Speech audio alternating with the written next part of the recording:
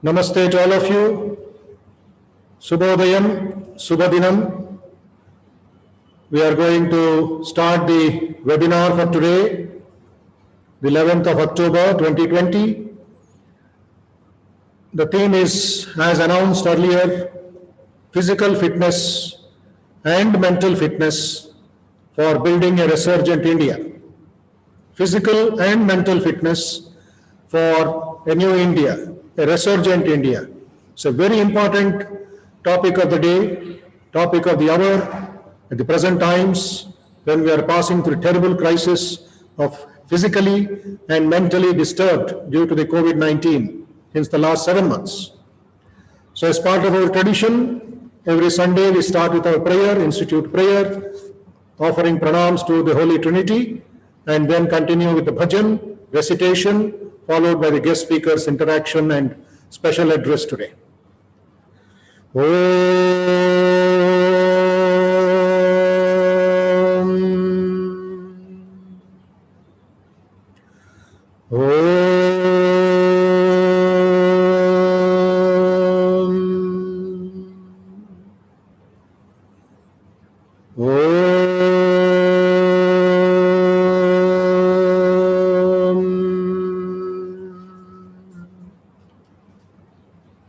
स्थापकाय च धर्मस्य सर्वधर्मस्वरूपिणे अवतारवरिष्ठाय रामकृष्णाय ते नमः।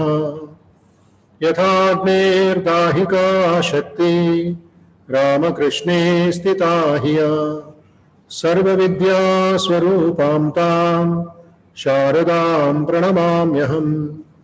नमः श्रीयतिराजाय विवेकानन्दसूरये सच्चित्सुखस्वरूपाय स्वामिने तापहारिणे अखण्डमण्डलाकारं व्याप्तं येन चराचरं तत्पदं दर्शितं येन तस्मै श्रीगुरवे नमः।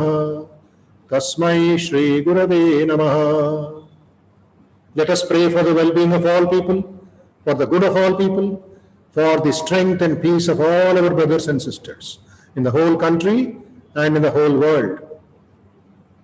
Sarve bhavantu sukhinah, sarve santu niramayah, sarve bhadrani pashyantu, ma kaschid dukkha bhag bhavet, sarvastaratu durgani, sarvo bhadrani pashyatu, sarvasad buddhimapnotu, सर्व सर्वत्र नंदतु। हरिः ओम तत्सत्। Offering our salutations with devotion, faith and concentration to Sri Ramakrishna, Mother and Swami Vivekananda, and to all great teachers, all great saints in the whole world, whose teachings we all have inherited, seeking their blessings in our search for truth, in our search for higher purpose in life. We are going to commence this webinar on physical fitness and mental fitness for a new India. So we now proceed to have an opening song, a bhajan by our volunteer and student, Sri Anirudh Sharma.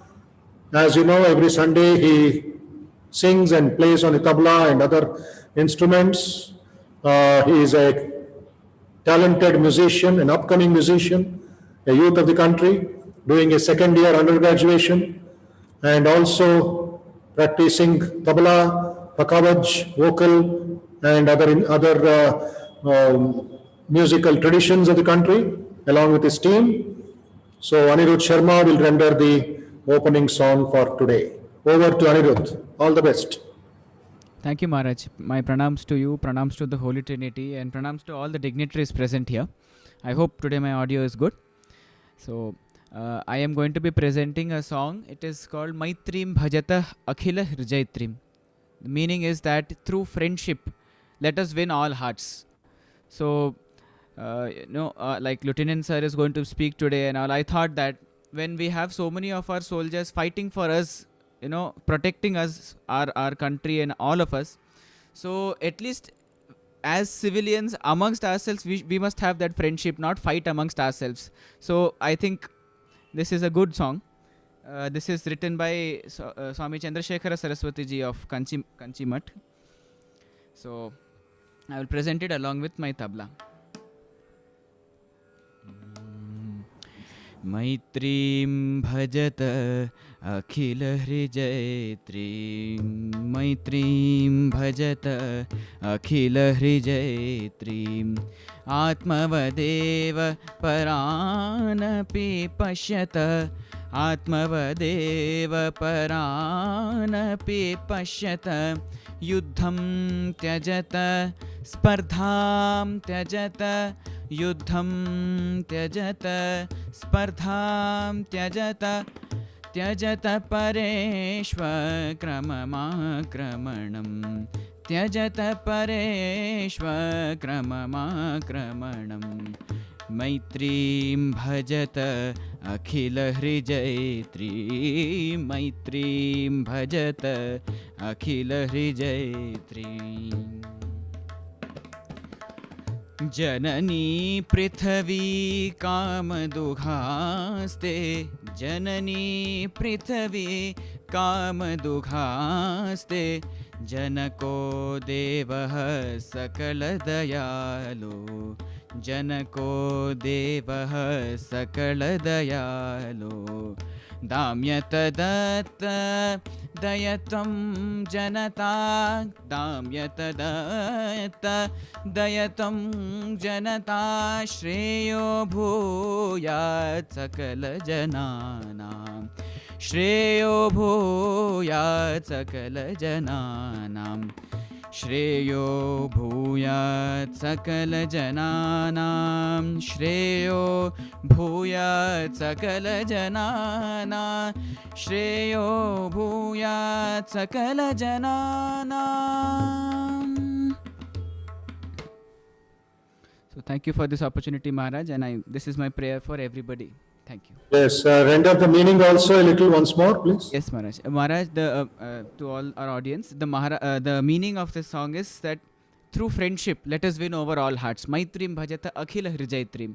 The divinity that is there within us, let us see in everybody else too. Atmavadeva paranapi pashyata. Let us give up war, yuddham tyajata.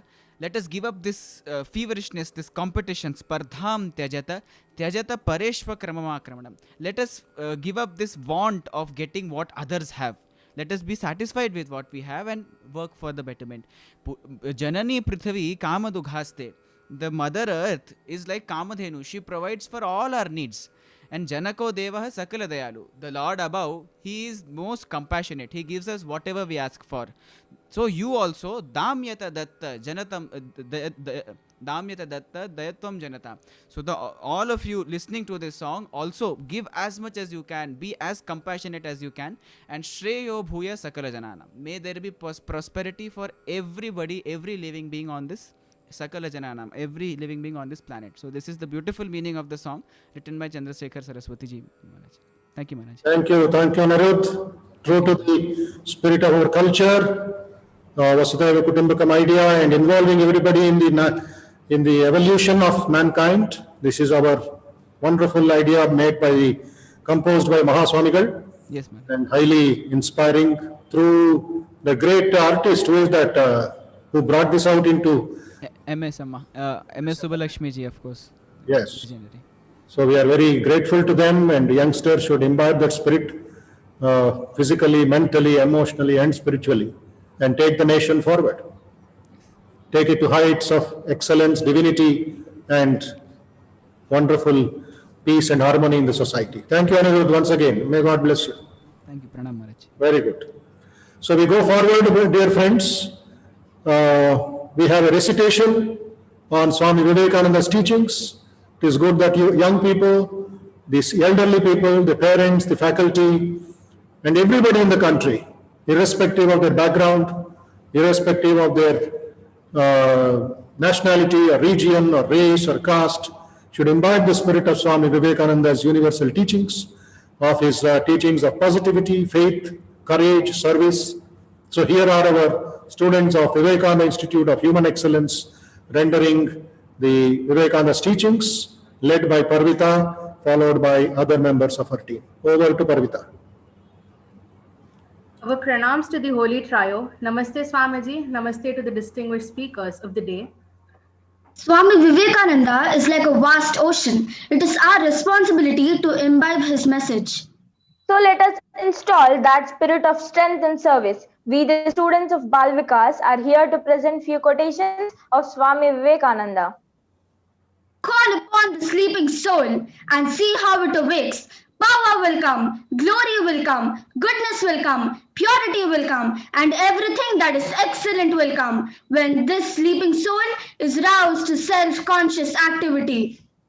Arise, arise once more, for nothing can be done without renunciation. Arise, awake, awake from this hypnotism of weakness. Take risks in your life. If you win, you can lead. If you lose, you can guide. Make yourself a fit agent to work. Make your nerves strong. What we want is muscles of iron and nerves of steel. Swami Vivekananda always laid stress upon the upliftment of the fallen and the downtrodden. He said, "Feel, my children, feel. Feel for the poor, the ignorant, and the downtrodden. Feel until your heart stops and your brain drills. You will think you'll go mad.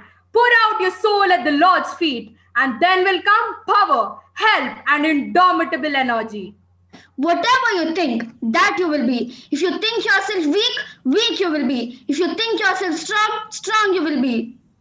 100,000 men and women, fired with the zeal of holiness, fortified with the eternal faith in Lord, nerved to the lion's courage by their sympathy for the poor, will go over the length and breadth of the land, preaching the gospel of salvation, the gospel of strength, the gospel of social rising up. Anything that makes you weak physically, mentally, intellectually, and spiritually, reject it as poison. Another most important exhortation of Swami Vivekananda is that whenever you're doing any work, do not think of anything beyond. Do it as a worship, as the highest worship, and devote your whole life to it for the time being. Stand up, be bold, be strong, take the whole responsibilities on your own shoulders, and know that you are the creator of your own destiny. All the strength and succor you want is within yourself. According to Swami Vivekananda, what we want are some young men who will renounce everything and sacrifice their lives for their country's sake. Arise, awake, for your country needs this tremendous sacrifice. It is the young man that will do it. It is the young, energetic, the strong, the well-built. For them is the task. Swami Vivekananda said, "I want each of you, my children, to be 100 times greater than I could ever be. You must all be like lions. This is my word. Obedience, readiness, and love for the cause. If you have these three things, nothing can hold you back." Therefore, let us all imbibe Swami Vivekananda's words in their true spirit and apply ourselves to work in their light. Uttishtata, Jagrata, Prapyavaran, Nibodhata. Arise, awake, and stop not till the goal is reached. Thank you, Jai Ramakrishna. Thank you, children. Thank you, young volunteers. Ramesh Garu, how did you feel? DVS Ramesh Garu. Give them your blessings.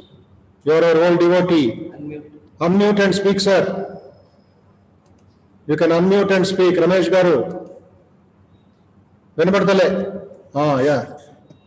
No, I feel so happy and privileged to be in this spot, Maharaj. My blessings, and I also pray the Holy Trinity to shower the blessings on these young students. So really, I'm fortunate to be a part of this, Maharaj. Really, I'm blessed. I'm blessed. Very good. Thank you. So thank you, Parita. Thank you, Neha. Thank you, Siri Chandana. Keep up that spirit week after week and become strong, become bold, become noble, and serve the society more and more. Thank you, sir. Thank you very much. Yeah. So, dear friends and participants of this very important webinar, it is said that Swami Vivekananda had given a motto for every youth, for every youngster and a professional. He did not bother about the age, though he was focused on the youth up to 35 years.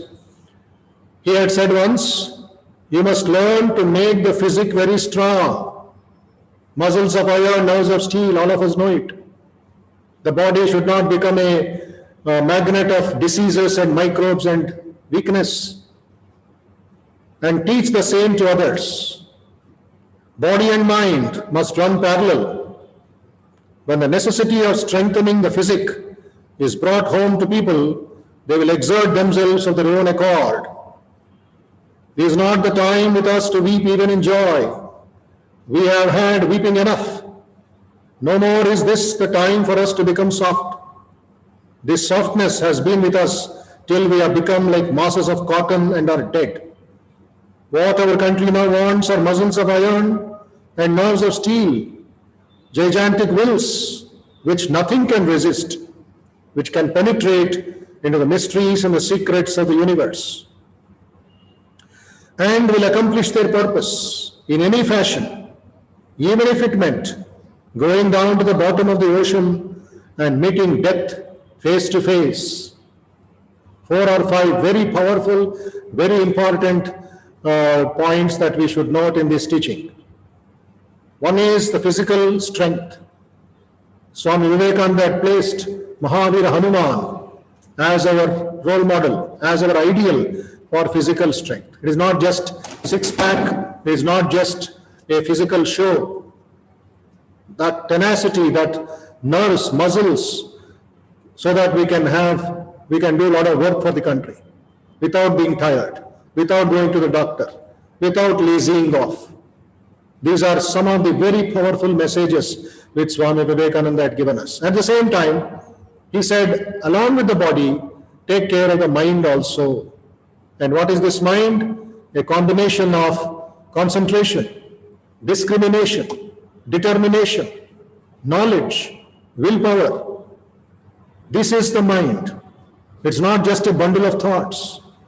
Once we refine the mind, once we concentrate the mind, we will be like scientists. What did he say here? Like a thunderbolt, mind like that of a thunderbolt. Healthy body, healthy mind. The other way also, healthy mind will make you strong physically. If you can think seriously, even a snake bite will not trouble you. But that is a sadhana. That is our responsibility. It's not magic. It's not miracle. It's not a one-day program of 1.5 hours today, Sunday, and then I lazy off the other day. Sorry. It is a Nirantaram Abhyasam, Abhyasa Yogam, the yoga of practice. Once somebody came to Swami Vivekananda and said, I want to be your disciple. Then Swamiji asked him one question. If you can jump into the Ganga, because they were standing on the bank of the Ganges in Belur Math, if you can jump into the Ganga and catch a crocodile by its mouth and bring it to me as Guru Dakshina, as an offering, will you be able to do it?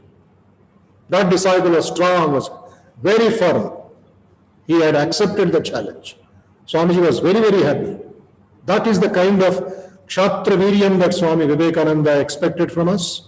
Today we have that Kshatriya in the form of Lieutenant ESAN from Chennai, who has been a good friend for us in these COVID times, and he will be joining us and giving us that message, giving us his practical ideas on this very important day. So a little word about Lieutenant ESAN from Chennai. He is an action-packed commander. Lieutenant ESAN is an action-packed commander of a voluntary disaster rescue squad whose members include highly trained officers from tri-services, that is the Army, that is the Navy, and the Air Force, and the Coast Guard. His squad got into some of the worst flood-affected areas in Tamil Nadu and Kerala during 2015, 2018, and 2019, and rescued nearly 750 people, including many pregnant ladies, senior citizens, and infants, using rescue boats assisted by helicopters. During COVID crisis, since the last 6 or 7 months, Lieutenant ESAN and his team, along with few officers, reached out to nearly 7 lakh people, and also facilitated in developing a low-cost ventilator through Indian Army at Coimbatore. He is an expert in identifying and training potential youngsters for qualifying as officers in military and has given nearly 300 officers so far. We are very proud of you, Lieutenant Ishan. 300 youngsters have joined the Indian Army and other forces. He is also a trainer for civil services, personality test, and has helped many to become IAS, IPS officers. He believes in leading by example and being there on the ground when people are in trouble. He has risked his life several times for the unknown. For his services to mankind, he has received several recognitions, including a commendation from Chief Minister of Kerala and 2 citations from the Union Minister of State for Health and Family Welfare in 2020. Dear friends, volunteers and participants today, please join me in welcoming Lieutenant Ishan, Commander, Delta Squad from Chennai, Tamil Nadu. Namaste, Professor Lieutenant Ishan, Vanakkam, and we are very... Vanakkam, Swamiji, and thank you very much for the lovely intro. And I'm really honored to be amongst you and the audience, lovely audience that we have today. It's a memorable Sunday for me. Thank you, Lieutenant Ishan. The platform is yours now. We want to listen to you, see you. Youngsters will learn from you and your team. Inspire them. Thank you. Thank you again. And a very good morning and Jai Hind to all of you. Like I already mentioned, today is a very memorable day in my entire life and career. The reason being that the audience today are the really target segment of India, of resurgent India. And I am very glad that I'm addressing them. And I'm hitting the bullseye today amongst the various speeches and various addresses that I have given in the past. Today is one day where I'm actually hitting the bullseye. And I'm very honored to be here amongst these great volunteers and people who serve without expectations. And it's a lovely day. To begin with, I will take you directly to a small presentation. Before which I'll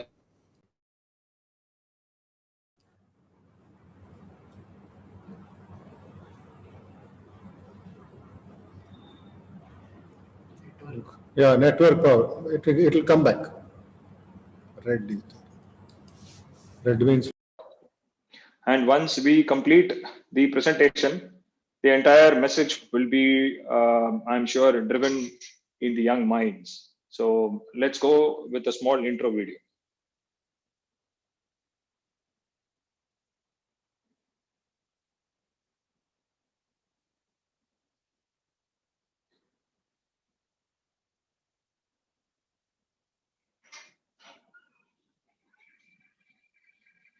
I hope the audio is available.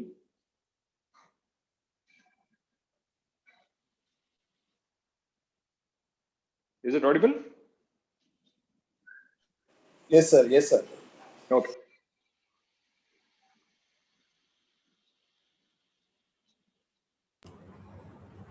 Okay. Audio not there. Audio is not there, Ishan. Audio is not there? No. Oh, okay. So this is a small intro video with the lovely music of A.R. Rahman, Vande Mataram in the background.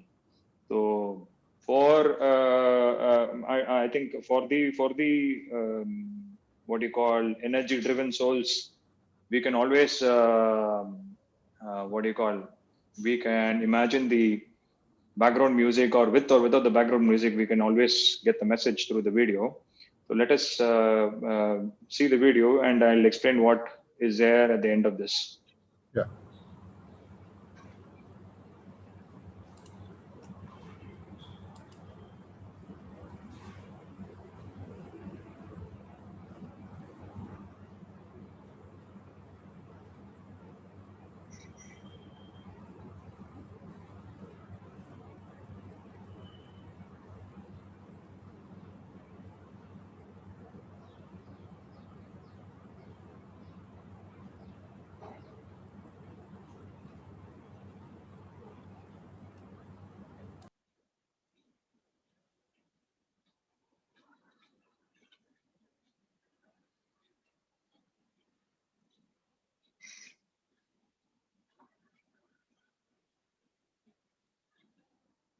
Yes, so that was made recently by a media company called Seraphils Media before one of my speeches, and it in fact makes us feel more honored and proud about what we are today. And this was a beautiful testimony of our services so far. And I will come to that. It is available in the form of pictures in the presentation that I'm going to give. So when we come to those pictures which you witnessed as videos, I will explain what they are. So is this visible to you? Is This this is visible. presentation Yes, visible? this is visible. Visible. Very nice. Thank you very much. Now we will take off from here. This is me. Trust me, I was smart and good looking when I was young. I can't say the same thing now.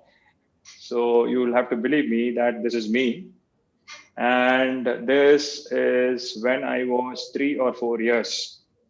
Why I am showing you this picture, I will be able to connect it at the end of this presentation. So like I told you, this is in the form of a story. So we begin with my childhood. And you will come to know why this particular picture was shown to you at the end of this. But what I want to share here is this child grew up to become another engineer in Tamil Nadu, because the from a non-defense background with absolutely no idea about uniform services or anything of that sort, from a conservative middle class, the family, all that the family wants to give, all that the father or mother wants to give their child is be an engineer or a doctor and then do good in life. So I was also brought up in a similar way, and then my father obviously gave me only two choices, out of which I took engineer, because I felt I was not made for sitting indoor. A doctor is most of the time has to be indoor. So I felt being an engineer, I can be outdoor, and I chose civil engineering so that I can be actually in the sun and complete outdoor activity. So I took up engineering, and then I was one who could not land in a very good engineering college for the marks that I secured, and therefore I had to choose, one of the, let's say, last of top 300 or 400 during my time. There were only, I think, it was less than that. In Tamil Nadu, there were only about 100, 150 engineering colleges, and I had to choose the last one among the last 20 or last 30.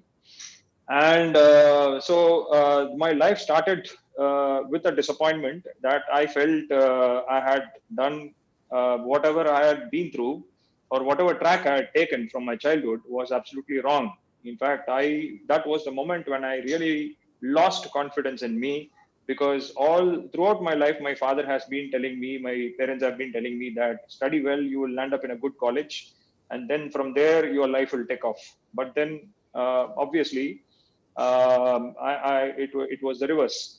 So I was not in IIT, I was not in MIT or Anna University, for all you know that these are the top institutes in Tamil Nadu. And therefore I started rethinking about the track I had taken. I thought, oh, I will really go back and restart. So I went to my mother on day one of my college, after day one of my college, and I confessed to my mom that, Mom, no, this is the end. I'm not going to, I think I had been on a wrong track. Now I will listen to whatever you say. First, get me TC from this college. I want to exit this college and repeat 12th standard again all over, and then probably secure a good marks and good college next year. And from there, take the track that you have put for me. So my mom was happy, was partially happy, because she also felt that I lost my self-confidence, before which I had a lot of confidence and I knew what I was on the right track. But still, she said, okay, it is good that you have confided, you have surrendered. Now let's go and restart the entire process of 12th standard. So she took me to one of the um, tutorials which help you with this securing marks in 12th standard.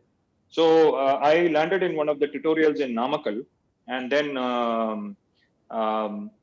there they asked us to deposit a huge amount and then to restart my 12th standard. But what happened on the way, that is in the corridor of that particular tutorial, was the life-changing moment of this little boy. So in the corridor of that tutorial, while I was walking to remit my fees along with my mother, I saw these boys as tall as me. I was tall even when I was in, in my school, high school and high secondary, as tall as me, kneeling down and being caned by the instructors there. So I was always curious. So I went to one of them and asked them, why are they being hit?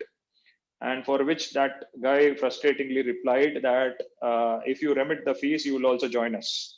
So I said, no, that is fine, but tell me what is the marks you secured in 12th standard. I thought that these are one of the the dumbest guys or the ones who probably failed. But then I was shocked to realize that this fellow scored more than me, but still had to go through these punishments. So that was when I don't know what went into my mind, but then that was when the first quality, the most dominant quality in me was realized. I had a self-realization that this is what is me, and this is the most dominant quality in me. So I went to my mom and said, "Don't remit the fees." My mom was shocked again and said, "This I thought now you have changed and you are going to change for the good and you're going to have a different life altogether. And now that you're going back to square one." So I told my mom, "No, I have changed. I really want to do good in life. I really want to excel now, but not by kneeling down at the age of 18 and being caned, not at the cost of losing my self-respect." I said, if I have to secure 100 out of 100 by losing my self-respect at the age of 18 and being caned, then I better not take it. I said, I will go back to where I am, retain my self-respect and do well from there. It may not be the top 100 among the Tamil Nadu colleges, but from there, I will go to the number one in an organization in India or probably the world. But I said, I will not take this. So my mom realized, mothers are the best judges among the ones who can really guide you, who can mentor you. If you're really looking for a good mentor in your life, you must actually first approach your mother. And my mother is no different. She sensed that, yes, he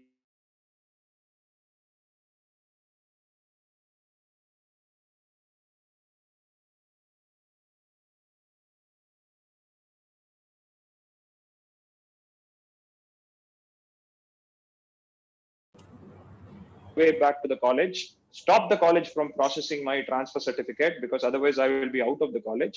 We said, please don't process the certificate. I want to continue here.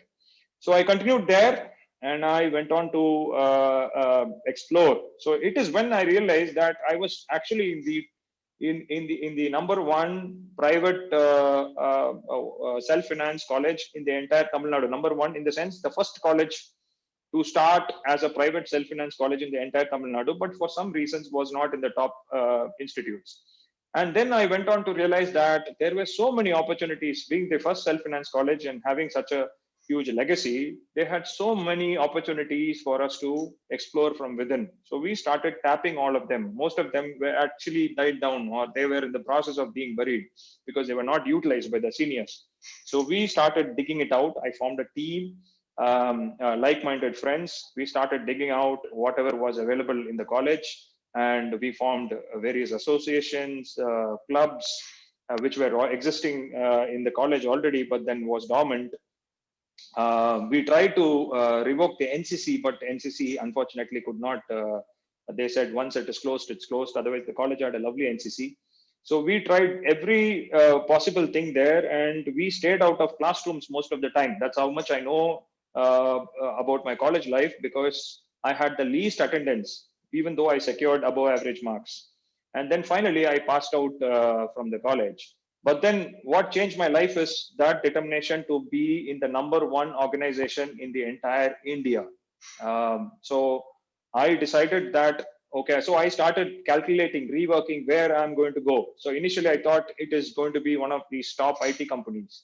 Then later I felt those days Wipro and Infosys, not Infosys, in fact, people always aimed for Microsoft, going to US and things like that. So then I realized, no, it is not there. it is something else. I'm made for something else. So it was in third year when one of my college professors called me, and by which time I started preparing for civil services. I wanted to be an IPS officer. I felt IPS is the #1 organization in India. He called me and said, "You are not made for IPS. You are made for something else." So I asked him, "Can you throw light?" And then he told me, "Son, from the way I have seen you move around and go around with your daily routine, you fit into military." So I said, "Sir, I am not made for military, or probably I'm overqualified for military." He said, "What a fool are you? Military wants engineers." And he said, "The Indian Military Academy is shortly going to open applications, and they're going to take the top 60 engineers from India, and you can be one among them." That was in the third year of my college. I was hardly 19 and a half. So I was just an above average or average in the college, and then before which I was below average. I was thinking, like, how will I make it to the top 60? So, but still, I was determined, and I had given my commitment to my mom. So I decided, okay, let me take it. This is the first and last option for me to make it big in life, because I had failed throughout, and now I'm not going to do it. The day I step out of this college, I'm going to be in the #1 institute.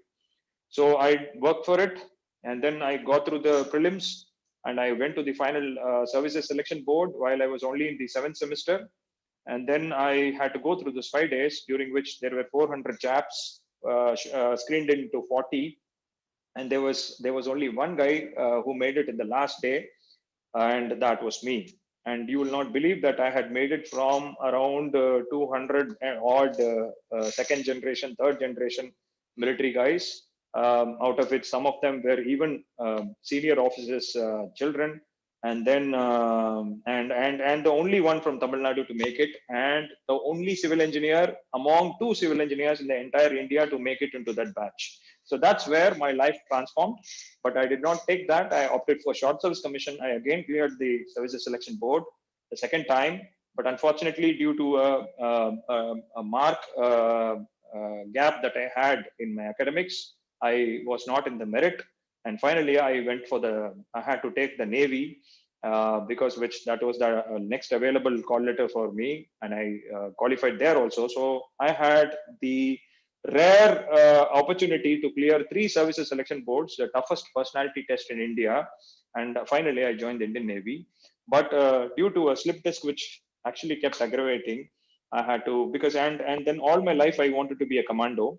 So where it all started is in my school, when somebody asked me for my ambition. This little kid wrote, "I want to rescue 100 lives." It was an English routine class where we were asked to describe our ambition.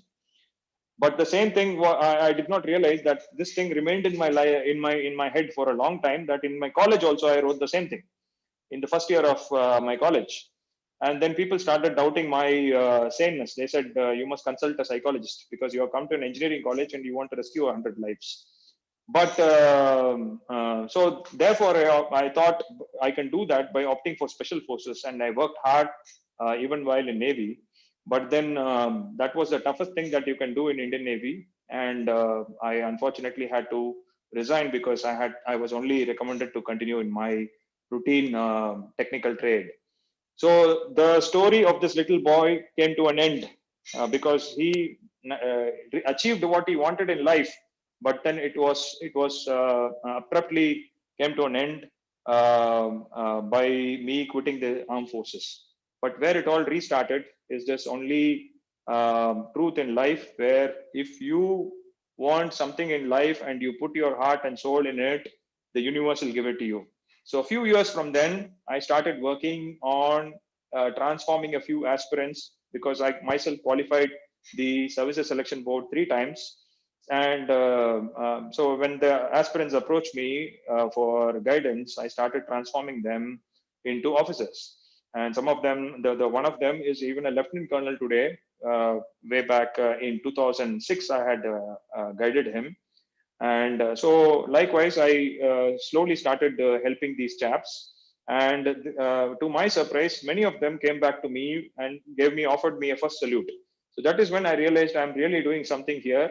So by then I was in a corporate job. I quit that and opted to train the potential youth in Tamil Nadu, who absolutely have no idea In fact, that was a category who came to me, who had no idea of how to join the military services and was in the same boat as me when I was in college.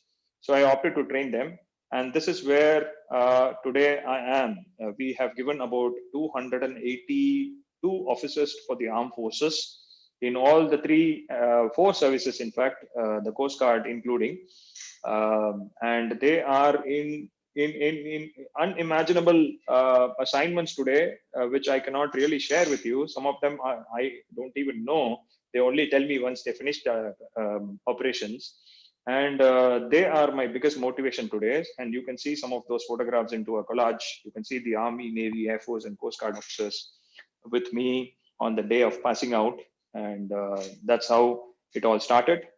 I want to take you through some of the inspiring, among these, the most inspiring youngsters who made it. She is one among them. Her name is Annapurni.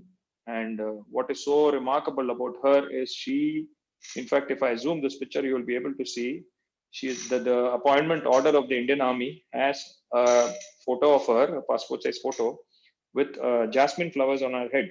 So that is the background she has come from. She has come from a remote rural area in Tamil Nadu called Andipatti. In fact, a little away from Andipatti in Theni district. And she is the first generation to even graduate from that area. And she also became later on today the first officer in the Indian lady officer for the Indian Army from that area, or I would say the southern Tamil Nadu itself, from a rural background.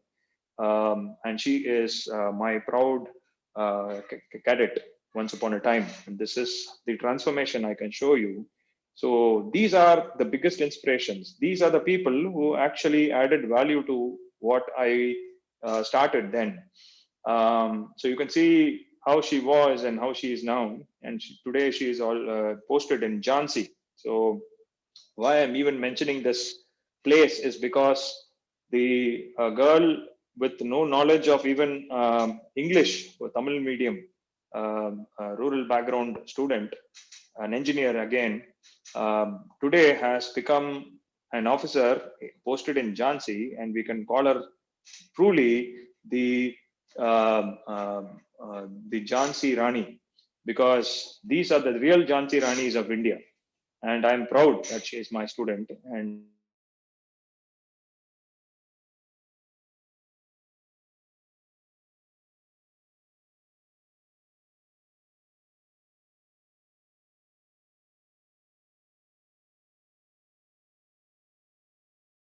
another lady officer from, again, the remote part of Tamil Nadu, from Kanyakumari, who is now in the Indian Army. And then we have to my left, this boy who is the All India #1 rank for the Indian Military Academy. In fact, he carried on my legacy, because way back then when I qualified, I was also All India #1. I will again share another the most inspiring amongst my boys is this chap. I hope everything is loud and clear, and the presentation is visible. Yes, Ishan. Okay, let me take it forward. Then, so this is one of my most inspiring chaps. If I have to tell you that amongst the 281, he's the most inspiring, then you must be wondering, because each one of these 281 is inspiring. So what is so special about him? So I will tell you what exactly happened. If you can see this picture, I had taken this chap to a graduation ceremony of a engineering college, where I was called as a chief guest to distribute the certificates. So when I had gone there, I was given this gown and placed on the stage, and then we had to strictly follow the university norms, because graduation ceremonies cannot have any deviations. We have to strictly go by the norms of the university. So, but when I went on to address the young graduates, so I thought it will not be right, and I will not have anything to share with these young graduates who are already placed, who are already working in various firms, who graduated 2-3 years back, but just came back to collect their certificates. So I felt I should show them the right role model, and I called this fellow on the stage. So they stopped me and said, "No, you are not permitted to call anyone, sir, because you are the only person who is on the stage as per the university norms, who can be on the stage." So I said, no, please make an exception. Let me share about him, and then you'll realize why I did this. So I will tell you what exactly I told there. This boy is an engineer, an aeronautical engineer from my own college. He's my junior. Again, I'm very proud to mention that I am from Tamil Nadu College of Engineering. Why I'm telling you today is the college does not add value to us. We add value to the college. So today, the college is what it is and where it is because of people like me and my juniors. We added a lot of value to the college. So it doesn't matter you study from IIT or from Anna University. You can't carry the name of your college with you. The college has to carry your name. So coming back, he is one among my juniors who went on to join the Indian Air Force as a fighter pilot. His name is Isaki Arasan, and he's from a place called Viluppuram. Now, that is not the reason why I'm highlighting him. The reason why I highlighted him is because after his aeronautical engineering, he gave 7 attempts for the Indian Army, Navy, Air Force, and 2 attempts for the civil services, which took him 3 years. And during these 3 years, what he did is he did not sit at home and prepare for these examinations, but he took up agriculture. He failed his family failed as a farmer. They lost their lands. So he went on to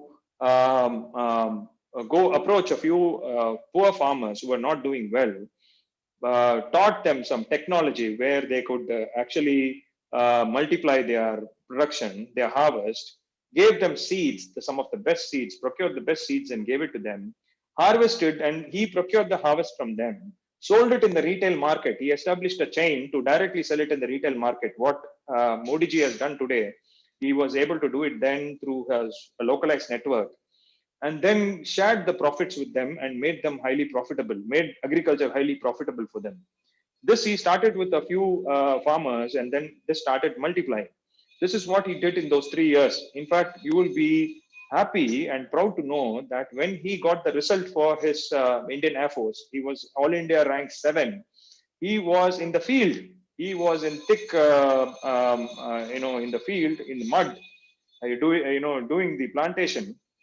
When he actually got the result, one of his friends called him and he opened it in his mobile and he shared it with me and said, "Sir, I'm in the field. I'm actually doing the process of doing this planting, and I will finish it and then give you a call."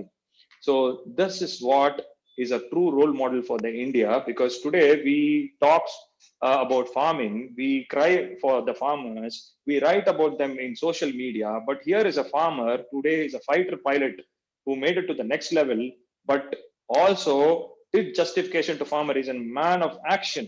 He is the real role model to the entire farming and the youngsters who has proved that you need not talk, you need not protest, you get into action and things will change. And that is his proud parents, he's again a first graduate and from a very, very BPL, below poverty line background, who's today in the Indian Air Force as a fighter pilot. And this is him. So when I had met him during the passing out parade, I was very proud to take this shot with him. And he's still the same, rural background boy whom I saw 4 or 5 years back.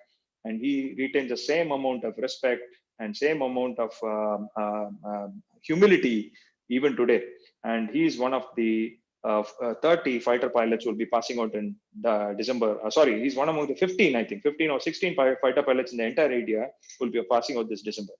The other guy is also another pilot who passed out that particular batch when I had gone to the passing out parade. He's also from Tamil Nadu, one of my proud boys. So, while I was doing this, I always had this thing eating my mind. I'm just a mentor, I'm just a trainer, but I'm not a man of action. There are so many who have done so much for this nation, who have risked their lives, and I'm not able to do that. That was when I got a rare opportunity during the 2015 floods to actually venture into one of the most flood affected areas in a place called Mudichur in Chennai, because that area, the entire Chennai for that matter, had shortfall of divers, people who could go deep into waters and evacuate the people who were stranded. So when I was given this opportunity by a Director General of Coastal Security, who felt my boys and I had the potential to do it, we instantly volunteered. and we felt, okay, this is probably the time I've been waiting for to lead and prove myself.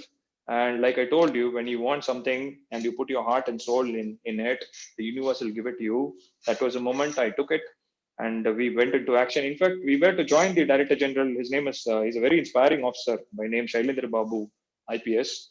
But when we landed there, he himself got stranded along with his boys because that was a very vast area which was completely flooded because of a few lakes which were open out. And then I had to take my own decision. So I decided, okay, this is my moment and let me take charge. And then I commanded the operation myself. We went into deep waters, as deep as even 40 feet, where the canals were there. And we brought out 350 people, including 8 pregnant ladies. And that's how it all started.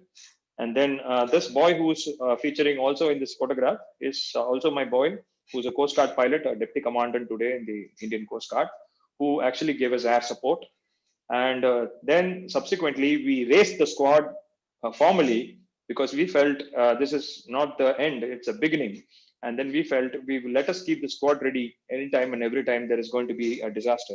And unfortunately, or fortunately for us, the subsequent years also, there were 3 major disasters. One in Kerala, which is the largest in the century, where the entire state was underwater.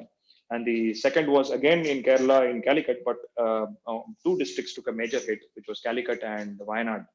So that was the moment again we could prove ourselves. And you will be surprised to know that the boys with me are no ordinary boys.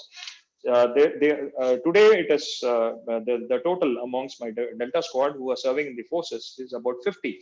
50 of them there are in the forces. Some of them have graduated to become even commandos. 2 of them are in the special forces.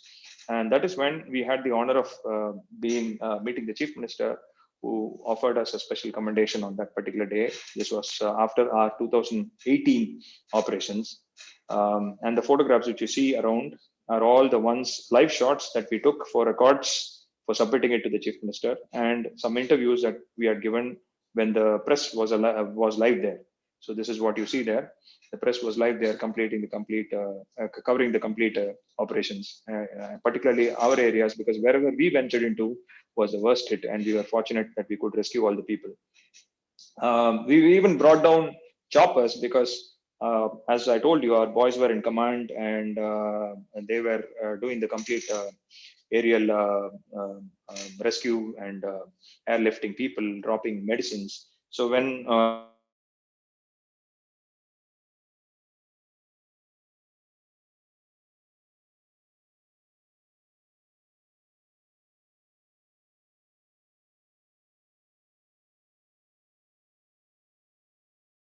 about 12 to 13 hours, but we said no, we require only 30 minutes. You create a helipad for us, and then we'll have it drop. And then this was done.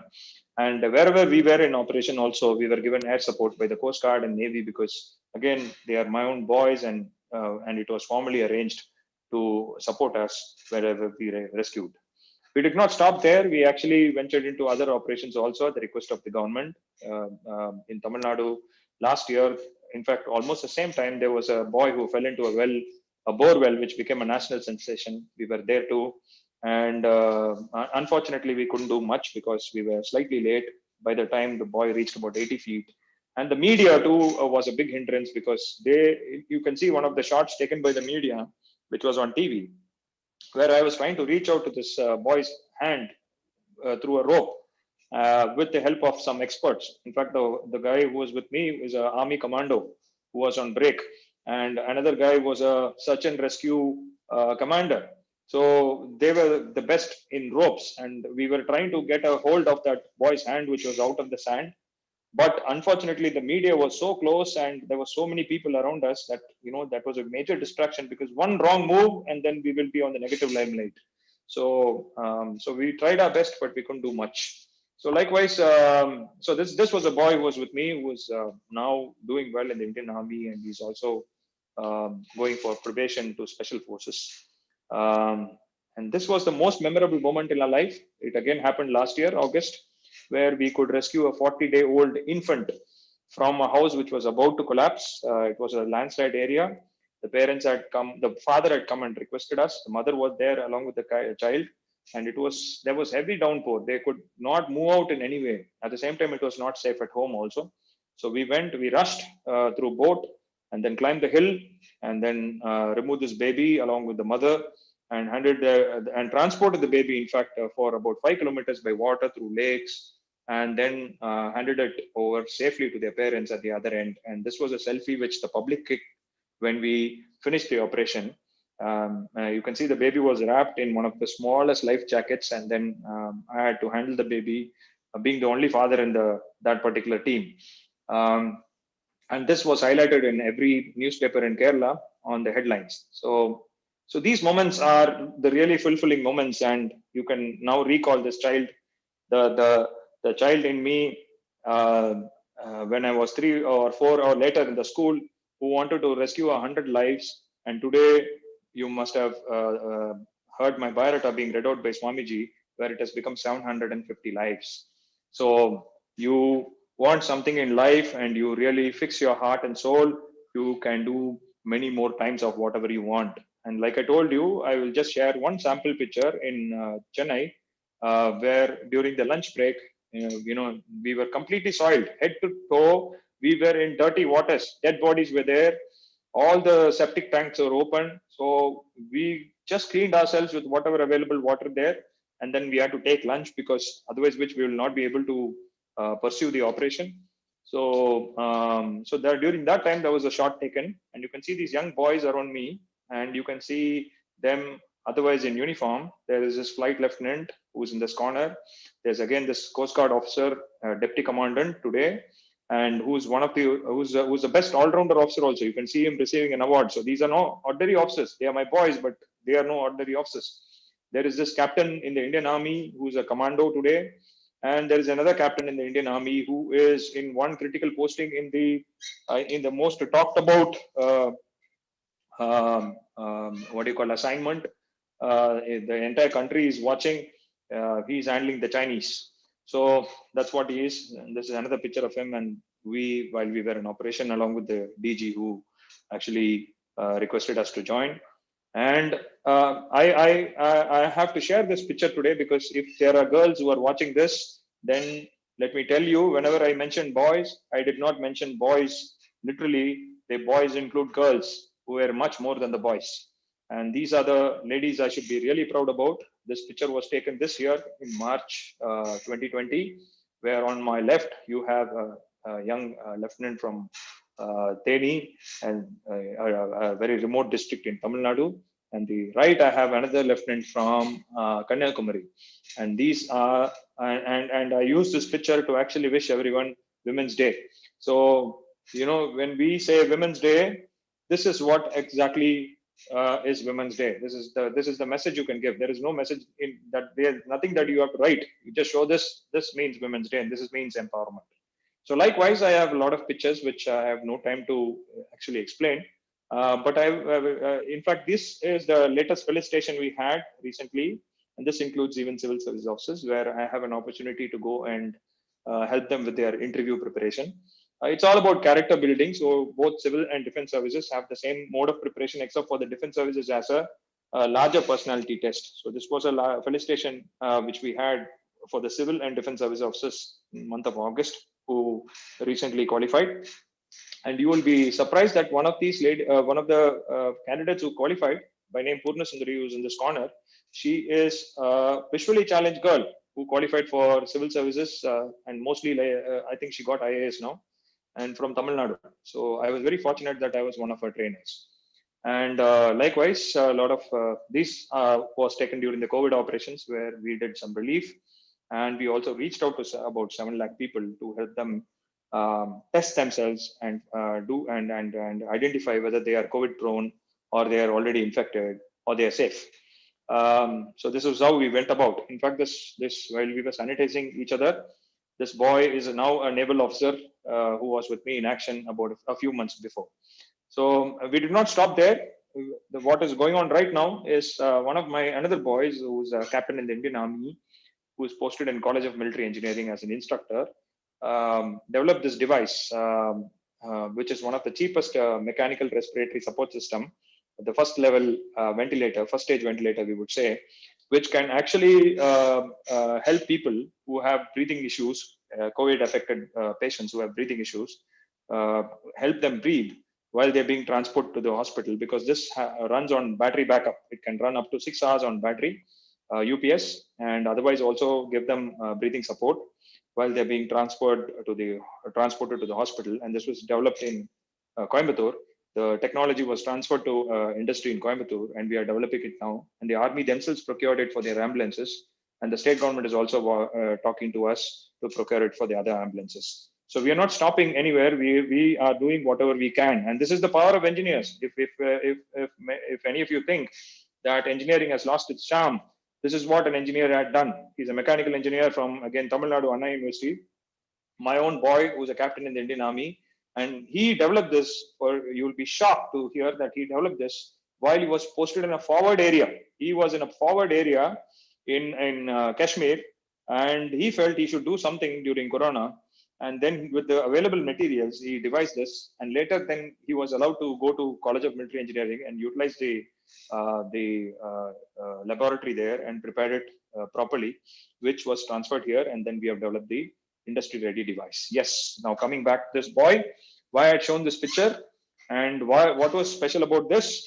My parents, who were actually objecting me to join the army, because like any conservative family who really fear risk of their losing their child when they take such risky careers. My parents, I cannot blame them. They stopped me. But later, after I joined and then I proved myself by rescuing people, my father took this picture and showed me that we knew that you had it in you.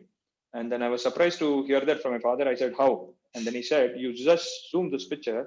You then wore a dress, which was your choice for this photograph, which says Army. In fact, it says US Army, but then I always had it in me probably.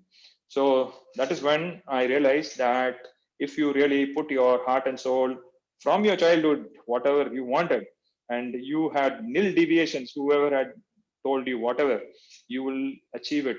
However, it will come to you. The universe will give it to you.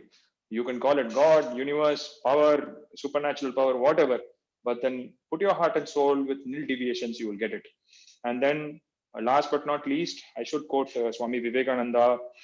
He's the greatest motivation, and especially in this forum, I want to tell you this. Give me 100 energetic young men, I shall transform India, is what he said. And I had the opportunity every time to rescue nearly 300, 400 people on average with 10 to 15 young energetic men. And they are no ordinary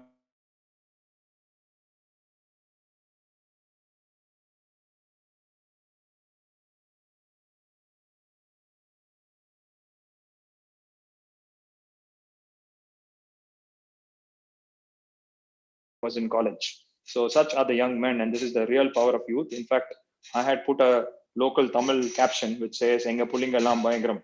That means the local. There was a song or there was a caption which was used by the local youth who say by indulging in a lot of funny activities, they can project themselves as real tough guys. But then this is the real tough. These are the real tough guys, because this picture, which you are seeing, might look very attractive, but you must be surprised if I tell you, this picture was taken in Calicut after rescuing that infant and a few hundred people, and no sleep, no food, proper food, and we were dirty from head to toe, but could take a shower and then go to the collector and submit a report. And the collector said, please halt for another day. If the rains don't stop, then we need your services. And then we thought we'll go to the beach in Calicut and just casually click a snap. So if you think these are young, attractive boys who are prepared for a snap, no, we were sleepless. We were completely exhausted, but that was the energy. That's the power of youth. And yes, so that is about me. And this is the message that I wanted to give, which is, I hope, is in line with Resurgent India. And like I told you, put your heart and soul into what you can do for our country. It doesn't matter whether you're in uniform or it doesn't matter whether you have got the authority. You can always do your part. And we are the best examples. My boys are the best examples. I thank Swamiji for this wonderful opportunity, for making my Sunday very fruitful. And I'm sure I have done something. Thank you very much. Jai Hind. Thank you, Jai Hind, Lieutenant Ishan. Can you just drive the ideas into mind how discipline, that physical discipline and mental discipline is important today? Yes. Swamiji, I should say that without physical toughness and mental toughness, we wouldn't have done this. We couldn't have done this. Be it the boys and the girls by gender, whomever I showed you till now. Let me give you an example. Our boys actually wake up at around 4, 5, or 6, whatever time, and they go through 2 hours of rigorous training, and from in their respective places. That's the discipline that we have drilled into them. We don't believe in bringing them every day to our place. So wherever they are, they do their physical routine, and we have a record of their physical routine by in the way of WhatsApp messages. Okay, so this has been done. So the very reason that they engaged, even after joining the forces, they wanted to engage in these actions is because even before they joined the forces, some of them had signed a death warrant. Only such boys were taken. They signed an undertaking saying that I am coming on my own, and if anything happens to me, I and my parents will take the responsibility. I am above 18, and I am pledging my life to save our the people of our nation who are stranded. This was the determination they had. This is mental toughness, and what gave them this mental toughness is, I believe, the physical toughness that they cultivated in them. So if you are physically tough, then you are mentally again tough, then you can achieve. And there is no limit to what you can achieve in life. There is no limit to what you can do in life, and we are the best examples. Yeah. So Swamiji Vivekananda used to tell, it is not just that tiny frame of yours, the 5 feet, 6 feet, or a 50 kilo, 60 kilo man or woman, but the spirit inside. Exactly, Swamiji. I must tell you, this lady, this Captain Annapurni today, when she was in college, because many college students can connect to this. She is from a village who was hosteler in studying in one of the institutions in Coimbatore. And she was not permitted, because when she wanted to prepare for the armed forces, she wanted to get up in the morning and do a physical routine. The hostel did not permit that, because being a girl, they felt, no, before this time you cannot be out on the ground. So she vacated the hostel without her parents' knowledge, and she stepped into a private accommodation. The private accommodation people too restricted her, because they felt in that remote area, it is not safe for a girl to venture out at 4 or 5.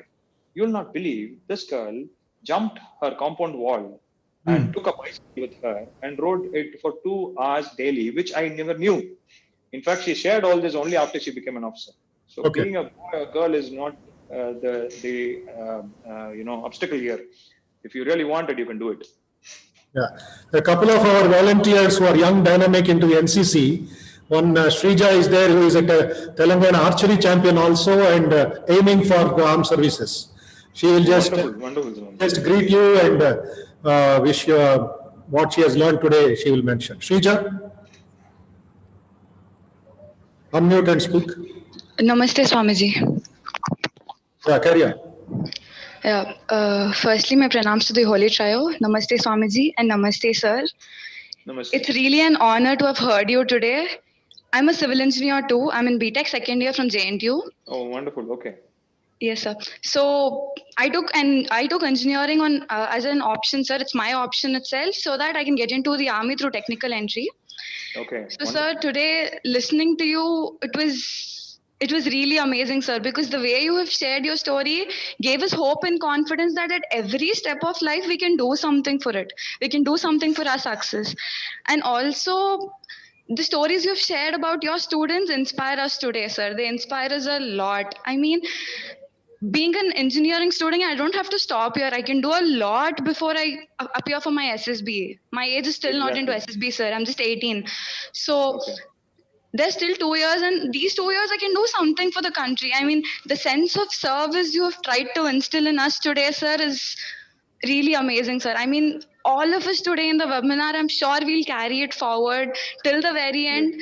That little sense of service, just not the SSB, sir, even all your rescue teams that you have told about, they are doing a remarkable job, sir. I mean, it's not easy for a person to give a life or death issue agreement into your hands and say, yes, we are there for you. I mean, yes, we can do it for the country and all, sir. Yes. That that sense of service is something that inspires us. That's something that will take That us makes them forward. extraordinary officers. In fact, that is that determination that they had. Today, they are the Yes, sir. extraordinary officers in the Indian Army and Navy and Air Yes, Force, sir. and some of them actually took the risk while in service on a break.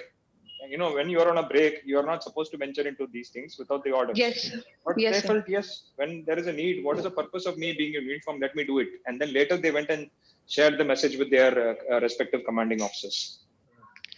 That is amazing, sir. I mean, for all the officers, I mean, for all the aspirants like me, for all of them who are aspiring to be in the army, I've had a dream of getting into the army since I was a kid, sir. That was the Wonderful. that was the biggest dream I've ever had. In fact, not just the army, sir. I want to die on the uniform. That's my biggest dream, I can say. So that all of us today who have joined, all of them who have had this dream of defense as in dream or anything to that matter, anything of that service or anything, they will surely take away something from the session, sir. I mean, it's a matter of pride being a part of the session where we are learning how can we use our life and Right. what are turning points of life and how can we use them in life exactly, sir. So I'm really blessed to be a part of this session, sir. So firstly, I'll thank Swamiji for giving us I actually this. want to give you, another, pleasant and surprising information. Yes, sir. You want to hear? Yes, sir. Please, sir. Do you recall that photograph where I had two lady officers on my Yes, sir. both sides? Yes, sir. Yes, sir. So that the pleasant information and the surprising information that I want to give you is we all are civil engineers. Yes. That's amazing. All three of us, you know, it is a coincidence that all three of us are civil engineers, and we all made it to the army. Amazing, sir. I mean, this is the biggest inspiration I can take from today. I mean, the motive that will keep me motivated for army until I appear for my SSB, sir. So thank you so much, sir. I'm an archer as well, sir. I'm an archer. I play for the state, sir. I'm a state gold medalist, and I've been into several nationals, sir. So I've kept myself open for all the ways army can recruit me into. Let it be sports, technical entry, women. NCC, I'm an RD return cadet, sir. RDC cadet. So I have kept all the ways open, sir. So from your inspiration, I will from my end, I will connect you to these lady officers. You can stay in touch with them. They are the best inspiration for you. And you will definitely make it, and then we will have probably in 2-3 years time. We will have you as a chief guest here. That will be a great blessing for her. Thank you so much, sir. It's really amazing. It'll be a great thing for me to have connected to you, sir. Thank you so much, sir. Thank you. Can I get Prashanti from Chennai, please? She knows you very well. She and her mother introduced me to you. Prashanti, please come online and greet sir and say a few words. Prashanti is there online? Yes, yeah. Please unmute.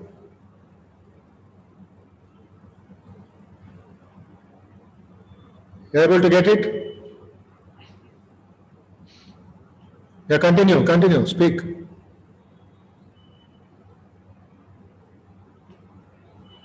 Couple of questions before she comes online, Ishanji.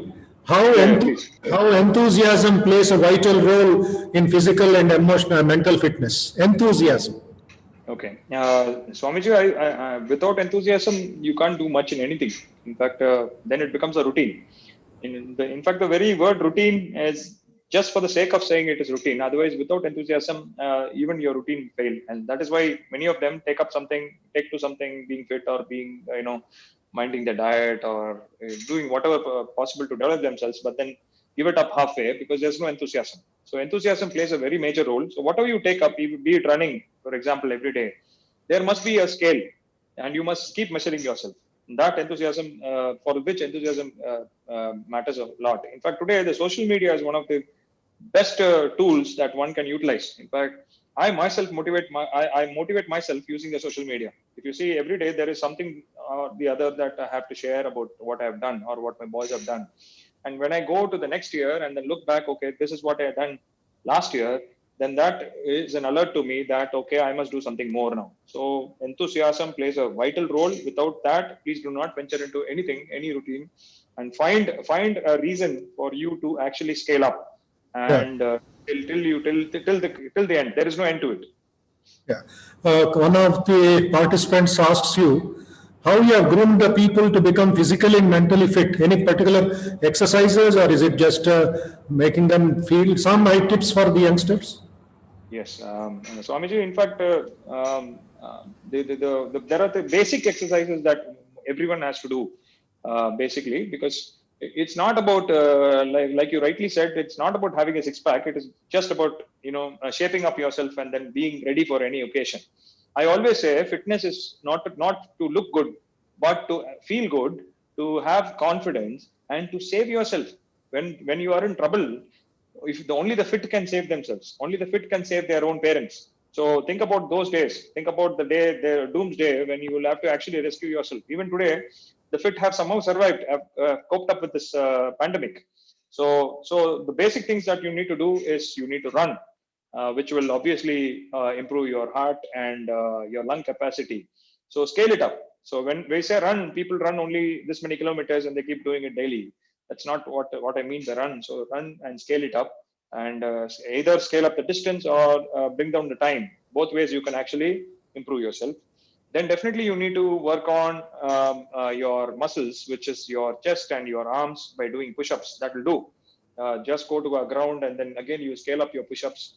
And the day you are able to perfectly do a push-up, you will know how it actually develops you. And then do a few pull-ups, which will actually help you, work on your back, again your arms, and then it again, and a pull-up is more difficult than a push-up. So pull-up is vital, like a push-up.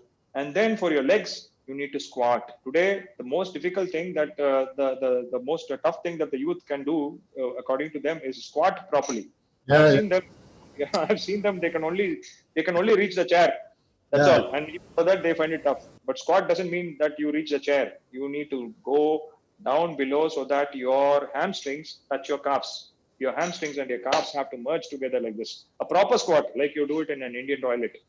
And then that you have to do at least about 100. Till the time you reach 100 properly, without breaks, you need to slowly keep doing it. So these are the basics. And then your abdomen, where you can do sit-ups, where you lie down and then get up and then try to strengthen your abdomen. These are the basics. That's all. Now when I say a series of exercises, that's all. So I think 1 2 3 4 5 is all you have to do, along with running, and then that will take care of you. If you scale it up, it will be better. that has to be on a regular basis. It's not just That's daily. That's daily, Swamiji. Yeah. Prashanti, please come online.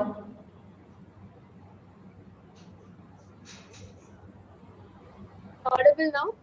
Yeah, please carry on. Yeah, thank you so much, Maharaj. Thank you so much, sir. You are one of the greatest inspiration. And Swamiji always says that we should have muscles of iron and nerves of steel. And I guess you are one of the living examples for that. Thank you so much, sir, for joining us. And the only aim in my life is to serve the people of this country. I've decided that is the only aim in my life, and whatever I do, I see that I anyhow connect to that. And I'm even very much inspired by Srija's speech. She also says that she's ready to die for our country. So thank you so much, Maharaj, for connecting all of us here. Thank you so much, sir, for inspiring. In fact, that was lovely listening to you. And I must tell you, let me clarify that, Srija, it was really inspiring hearing you say that you will die for a country. But the reality is, when I was asked the same question in the interview, you will not believe that I was asked this question in the very first interview, and that was in '99, just after Kargil. And then they asked me whether who was my inspiration. I quoted Major Saronan because I know that that was the biggest honorable cremation and the last rites that was given to an officer, to my knowledge, in the entire Tamil Nadu. So when his body was brought down and he was cremated, I witnessed the entire thing on TV. And then I was really inspired that I should do something similar, not die, but at least serve. So when I was asked this question, I said, Major Saronan is my inspiration. And then that's why I'm here. So the next question that the interviewing officer asked me is, do you want to die for your country like him? So I said, sir, everybody dies, but then only few die like that. So if I have to die someday, let me die like that.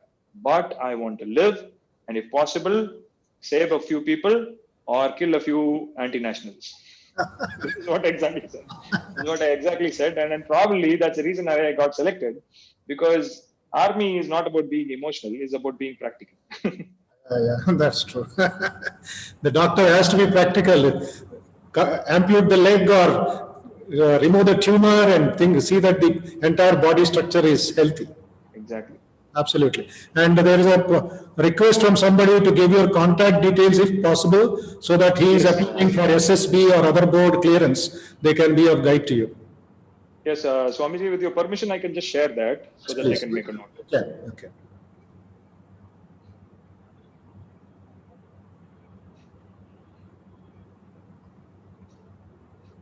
Yes, so this is the contact information of mine.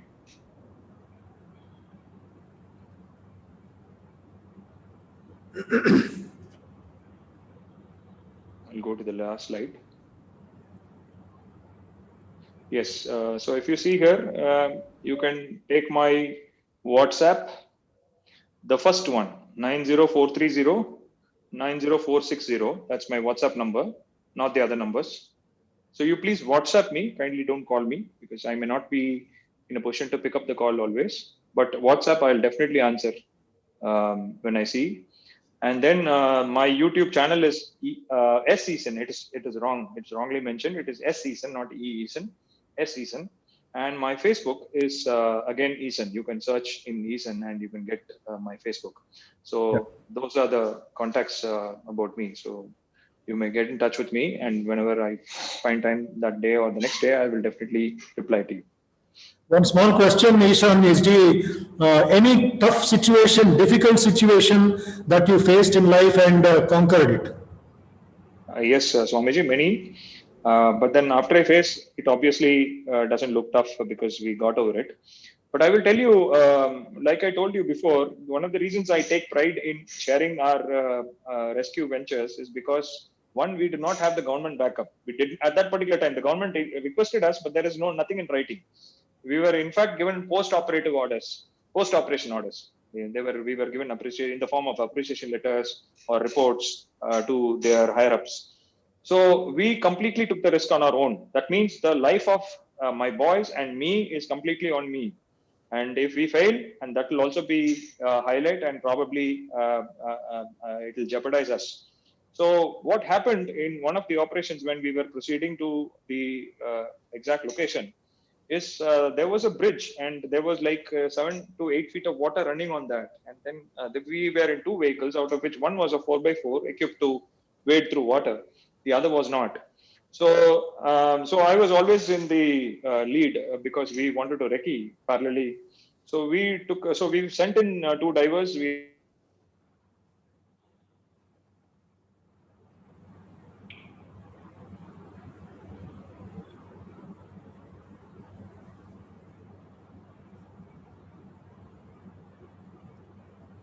Water, and then we did not know where they were. And there was a lot of commotion there because people this side and that side started, talking about a few boys who were washed away. So we literally had no clue, and then we had to again dive into the water to actually see what happened. And then we could not see anyone. Nobody was visible within our reach. And then we decided, okay, let's wait at the other end. We will get some clarity because there was plenty of water current. Even we could not make it. We would not make it had we gone in. So we were supported by ropes. But then that is when the standard operating procedure, and because we were actually advised and trained by a lot of our own boys, my seniors, me with my limited exposure, we decided, okay, we will do this, we will do that, and we will not do anything beyond that. And one of the standard operating procedure is the second vehicle, which was a civil vehicle, will not venture into anything more than 3 feet. So they ventured into 3 feet and they drove out, which is when a few others and the locals of the village got washed away, and they misunderstood it to be our own boys. So this vehicle, what happened, was not visible at the other end also, because they took a deviation, gone again another 10 kilometers and reached us through the other end. So that was a real, end of life moment for us. But then I was obviously very relieved when I saw the boys. And you'll not believe, one of the SOPs that they strictly followed was they put on their life jackets while they were sitting in the vehicle, because that's when they realized the vehicle can get washed away anytime. So such risks, plenty of risks we have taken to even reach the location, to reach the assigned location. Even before we rescued people, our lives were at stake several times. Yeah. We'll take one or two oral questions if possible. Yashpal ji, can you unmute and talk? Yashpal, you can unmute and ask your question. Yashpal. Yes. Yeah. Your question, please. Sir, I have a road in my right leg. Can I talk in Hindi? I can understand. As you know, in Tamil Nadu, we are not very free. Even though with my limited Hindi knowledge, I really don't have anyone to speak to. But you can go ahead. Yes. Please go ahead.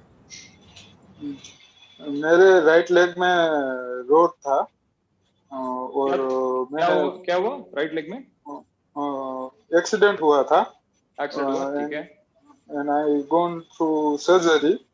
I have road in my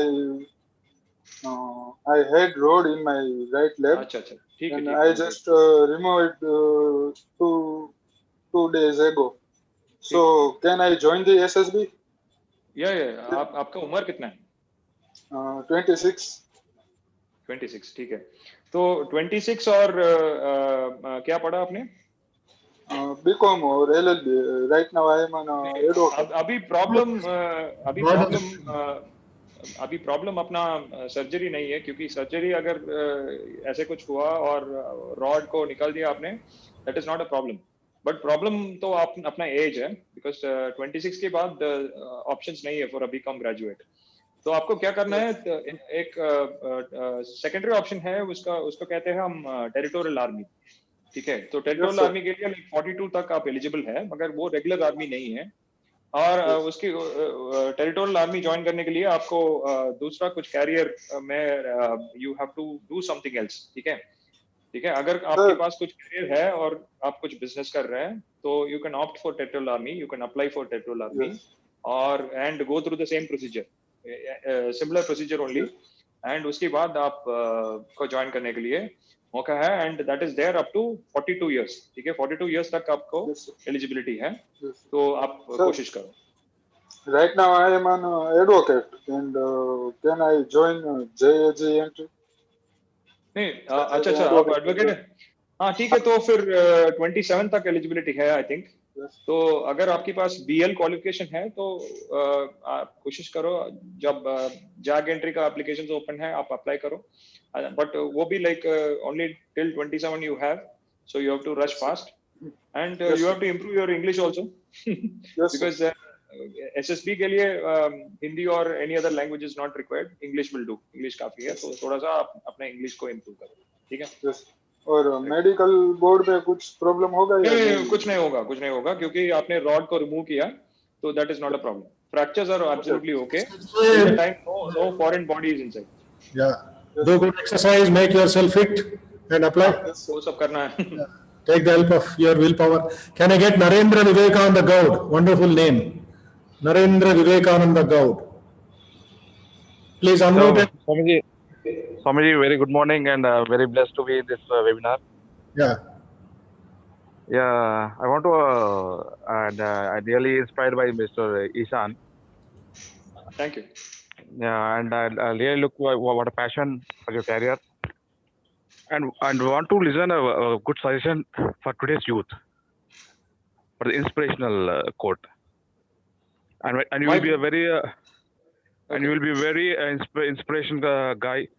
In this nation and at this age, and I'm almost 43, and actually I heard a very good information from you that is territorial army, and mostly youth and mostly the youth doesn't know the territorial army is there another option, and you gave good information, and I like to listen good words to the youth today. Thank you. You want me to say something or? Yeah, one final message. One final message. Okay.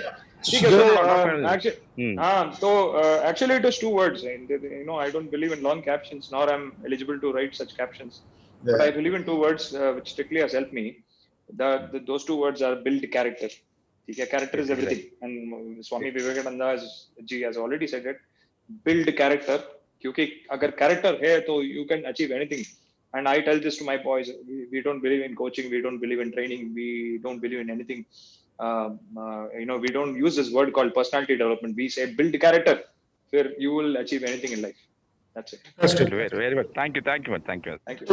Very important message. Yes, exactly. There's another lady, I think she's asking, do we have any separate training for girls to join the army? I have a girl child of 13 years. That means mother is interested to send her daughter. Okay. Swamiji, we don't have any separate training. And like I told you, boys, I keep repeating the word boys. And this I learned way back in my academy when I had joined the Indian Navy. And our commandant gave the very first address to us. And he said, good morning, gentlemen. So we were, some of them were actually looking left and right because there were 20 lady officers also in our batch. And then when he was closing the address, he said, for those who are looking left and right, I want to tell you, there are no ladies. Ladies are only wives of officers. The rest, everyone here in uniform is a gentleman. So when next time I say gentleman, it means the ladies also, lady officers also. So the training also is similar. There is nothing different. Your daughter can go through the same training. It is all about character building. And she will be happy that she's amongst the heroes when she joins us. Yeah. Ranjita wants to ask a question. Ranjita, please unmute and ask. Ji, namaskar. I have 3 girl children. So both are studying in Gurukula Vidya, that is Vedas. So one of my second daughter wants to join, she's very much inspired and very much interested in army. So every time she listens songs, all regarding that songs, she posts and everything. She's so much of interest in that. How could I being in Gurukula Vidya, like she's in Krishna Yajurvedam, Shastra, she's studying those kind of studies. So how can go further in army level? Ma'am, what is her age? 9th standard, in the sense 14 plus. 14. Okay, 14 plus. Okay. At 14 plus, if she is saying all this, then I think now you can consider them, because I normally advise parents not to consider anything that they talk about in terms of ambition before that, because they are too childish to realize exactly. Probably you need not discourage, but at the same time, you need not take it very serious and then push them on that. You can just leave it freely. But 14, of course, she knows what she's talking. So if she is on those lines, then I think, ma'am, today you don't have to actually go anywhere or do anything physically being there. She can do it from home. If she has access to internet.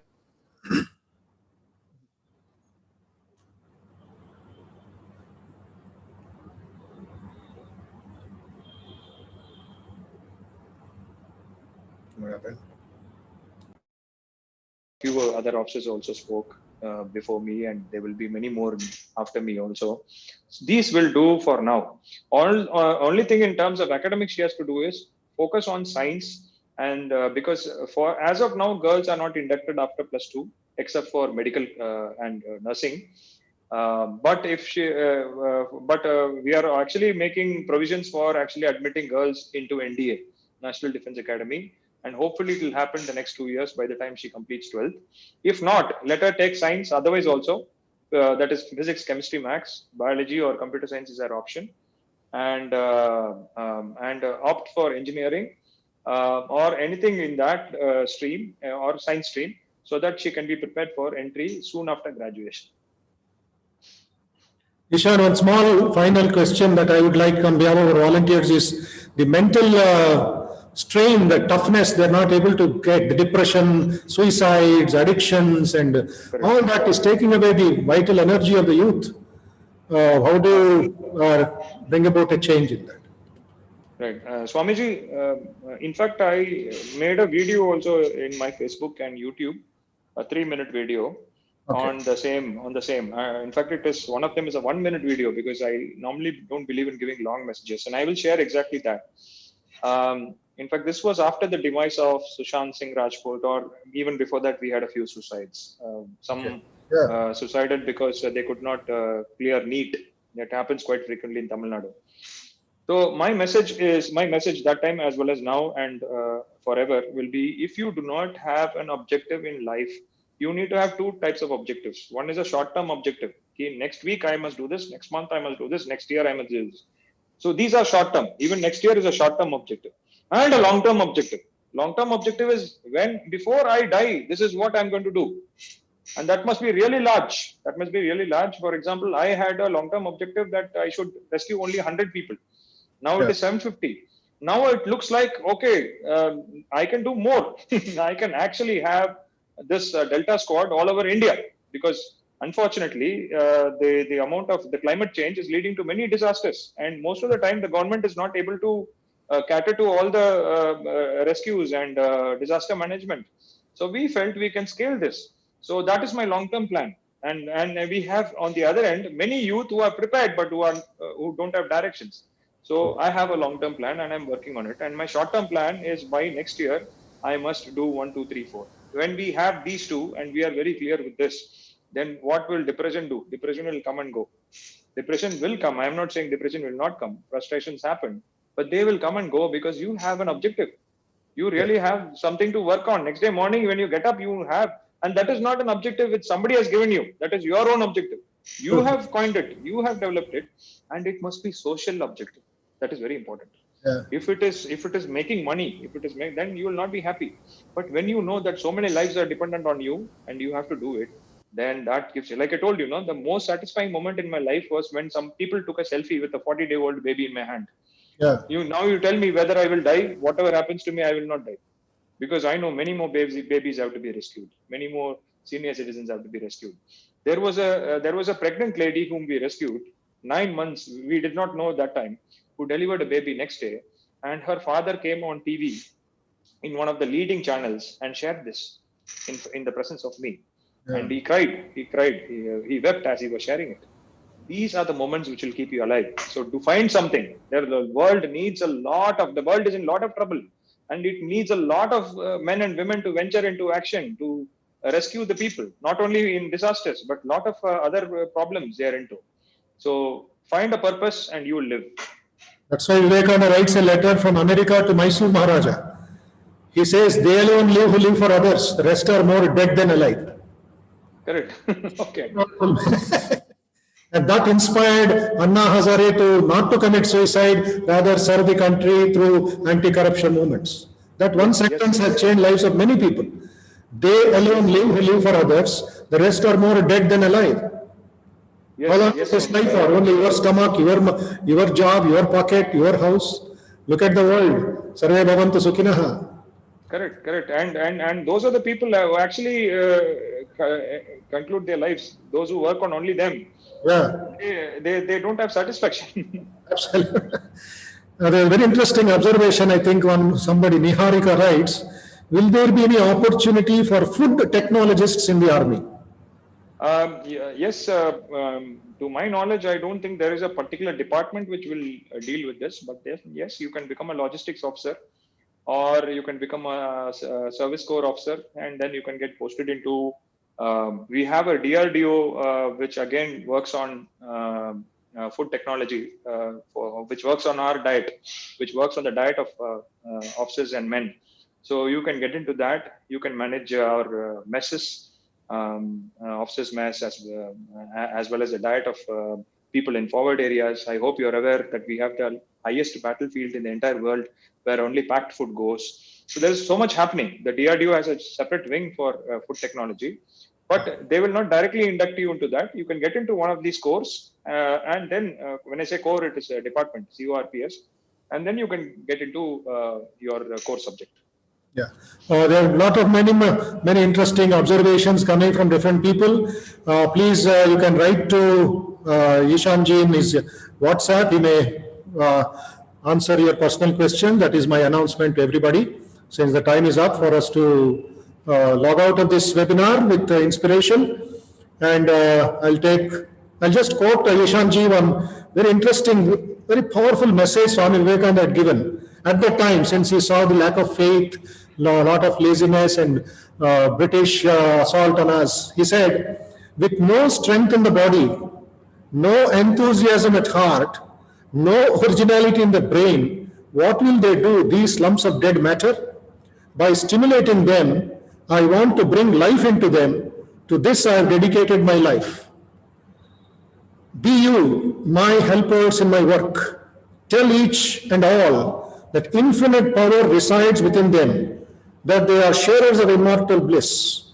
Thus rouse up the rajas within them, make them fit for the struggle of existence, and then speak to them about salvation.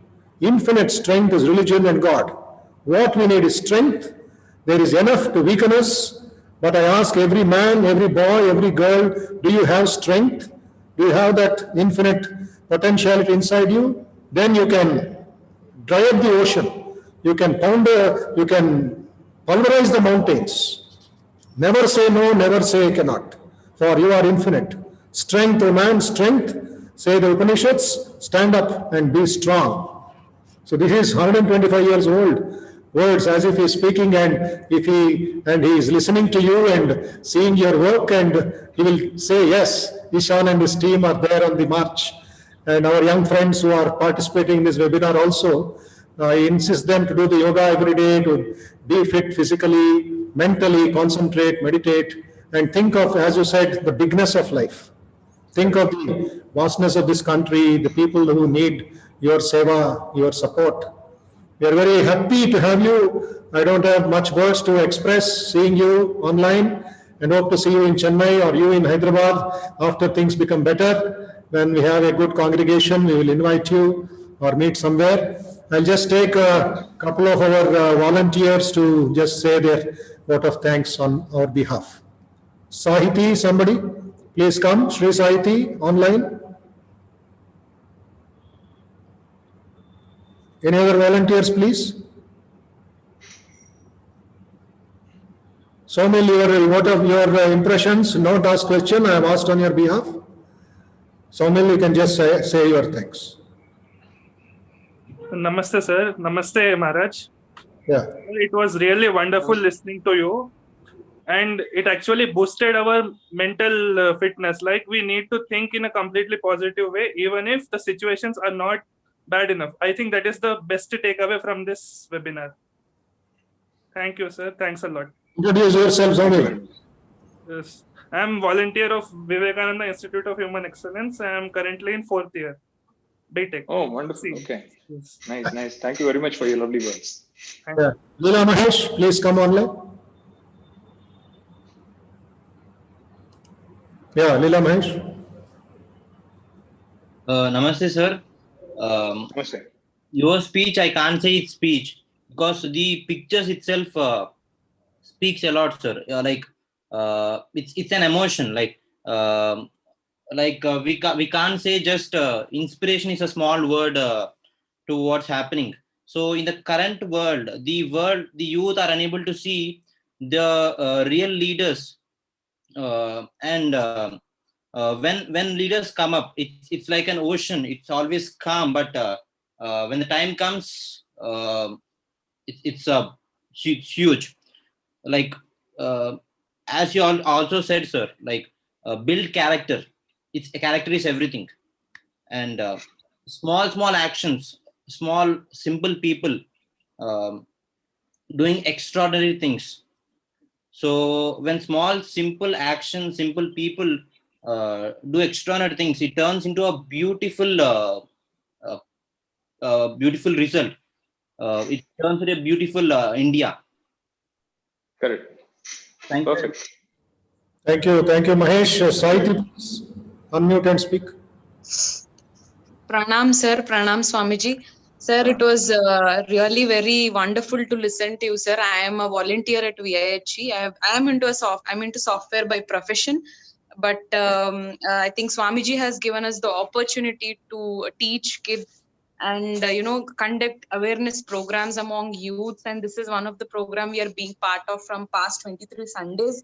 although I am not into such a profession, but I have that satisfaction here as a volunteer that, the courage, the strength which all these webinars are giving, especially in the form of great people like you, is instilling that faith in us, that, there is something beyond which you can achieve, which you can do. Always, wherever you are, that is there that you can do. So thank you very much, sir. If we can instill that faith which you're giving to us, where we are interacting with the people we are interacting, I think everything will definitely be great. So thank you very much. Thank you, ma'am. Very good, Ishanji. So we'll just say Asatoma Sadgamaya Stotram and conclude giving our full-fledged greetings to you, our nandris to you, nandri vanakkam, and thank you, Swamiji. Wish you, your team, great power, wisdom, strength, God's grace to carry on this message, and hope to meet you. We require your blessings, Swamiji. Like I mentioned, my boys are now in very, very critical assignments. Yes, sir. Not only apart from whatever we are doing in times of disasters, the boys who are in uniform, who are in various places. In fact, I have my boys posted from Kashmir to Indra Point, not Kanyakumari, but our southernmost tip is Indra Point. There is a guy who is actually posted there also. He's the second in command in one of the ships. Very critical assignments, particularly in the eastern side. As you know, the Chinese issue is going on. There are 3 of them who are actually in command.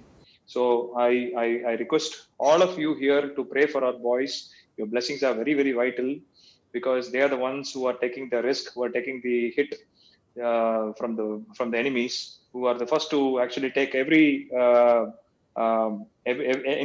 that comes from the enemies. They are the first to take it. So please pray for them. Your blessings are very, very vital, and that's the only request I have in front of everyone on this day. So thank you very much, and I will send you a couple of books so that you can share it with your youngsters, with your team. We'll do so. 2 small books I shall send from Hyderabad, or get it. This one, you stay in Chennai, right, or Coimbatore? No, I'm in Coimbatore, sir. Okay. But I can arrange that books to be given to you so that you can share it with your youngster, with your team. It will add like a good support. We'll do. Yeah. Great, Swamiji. Thank you very much. Some more questions are there. I shall send it over by WhatsApp. You can reply as per convenience. Yes, I'll reply to that.